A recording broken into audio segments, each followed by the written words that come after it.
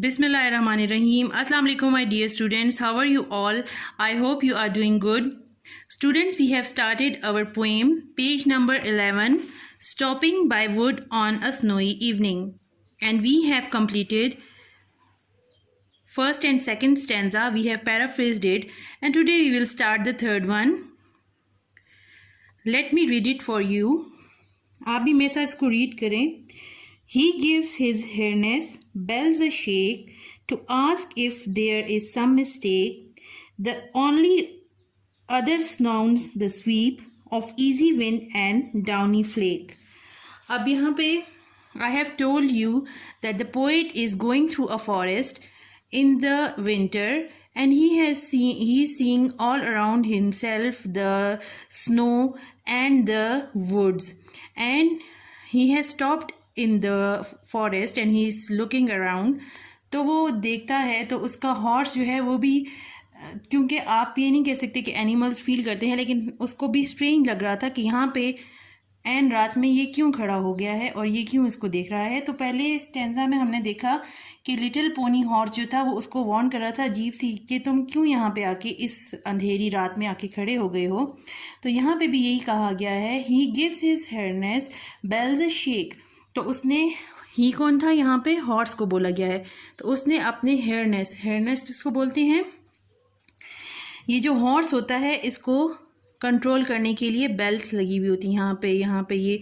तो इसने इसको, रस्सी जो है इसके साथ अटैच होती है और यहाँ से हॉर्स जो है वो मूव करता है.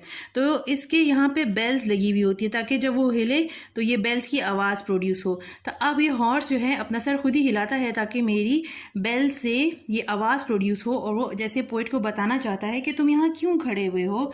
तो अपनी बेल्ट, अपनी हार्नेस को मूव करता है, उसकी बेल्स अ शेक यानी वो उसको हिलाता है. To ask if there is some mistake, कि क्या कोई गलती हो गई है कि तुम यहाँ बीच अंधेरी रात में खड़े हो. The only other sounds the sweep of easy wind and downy flake. और यहाँ तो एक आवाज़ ये है, पहली आवाज़ जो है वो बेल्ट ऑफ हॉर्स है और दूसरी आवाज़ जो है वो है स्वीप यानी हवा चलने की तेज़ आवाज़ जो है वो दूसरी आवाज़ जो है सिर्फ यही है, वरना उसके अलावा बिल्कुल खामोशी है. Of easy wind and downy flake, और जो हवा आराम से चल रही होती है उसकी आवाज़ है. और साथ में डाउनी का मतलब होता है बहुत नरम फ्लेक, बर्फ़ के टुकड़ों जब वो नीचे गिरते हैं. तो आपने देखा होगा, अगर बर्फ़बारी आपने कभी देखी हो, स्नोफॉल नथिया गली या इस साइड पे आप गए हो तो आपने देखा होगा, तो वो बहुत आराम से और नरमी से गिरती है.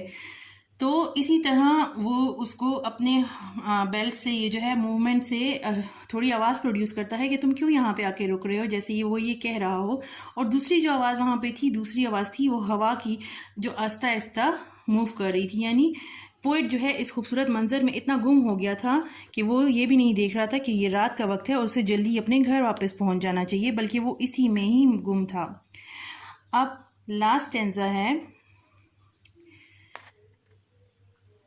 The wood are lovely dark and deep but I have promises to keep and miles to go before I sleep and miles to go before I sleep. अब यहाँ पे आपने, पहले मैंने आपको बताया था कि देखें ये इनकी जो है राइम कैसी चल रही है, तीन एक जैसे और चौथा अलग, जैसे शेक, मिस्टेक और फ्लेक ये एक जैसे हैं और बीच में स्वीप जो है वो अलग है. तो इनकी राइमिंग जो है वो बनती है ए बी ए. यहाँ पे भी हमने ये देखा था ए बी ए, और फर्स्ट में भी हमने यही देखा था ए बी ए. अब जब ये बिल्कुल लास्ट है, यहाँ पे सब एक जैसे हैं. देखें, डीप, कीप, स्लीप, स्लीप, ये सब ए यानी एक तरह की इनकी जो है वो राइमिंग वर्ड्स बनती हैं. तो ये जो है ये एंड ऑफ द ये एंड स्टैंजा में यहाँ पे ये अपनी पूरी जो इस पोएम का एक तरह से खुलासा या समरी पेश करता है और कहता है, द वुड्स आर लवली, ये जो है जंगल बहुत अच्छा है, लवली है, ब्यूटीफुल है. डार्क एंड डीप, बहुत ज़्यादा अंधेरा है यहाँ पे, डार्क है ये, और साथ में डीप है यानी बहुत घना जंगल है ये. और मेरा दिल करता है कि मैं यहाँ पे अपना सारा टाइम स्पेंड करूँ, but I have promises to keep, मगर इसके बावजूद मेरे पास ज़िंदगी में बहुत सारे ऐसे काम हैं जो मैंने करने हैं, मेरे बहुत सारे ऐसे वादे हैं जो मैंने निभाने हैं. प्रोमिसेस वादा को कहते हैं. And miles to go before I sleep, और बहुत सारे माइल्स, मीलों दूर तक मैंने चल के वहाँ पर पहुँचना है जहाँ पे मैं जाके सो जाऊँगा. and miles to go before I sleep. इसने दोबारा वहीं इसी बात को रिपीट किया है, इस पे जोर दिया है। और यहाँ पे स्लीप जो है वो हम डेथ के साथ करते हैं कि जैसे इस दुनिया में हम आते हैं, हम यहाँ पे टाइम स्पेंड करते हैं, हमने बहुत सारे ऐसे काम होते हैं जो करने होते हैं, और एट द एंड हम जो है वो अल्लाह ताला के पास चले जाते हैं, तो हमारी ज़िंदगी ख़त्म हो जाती है।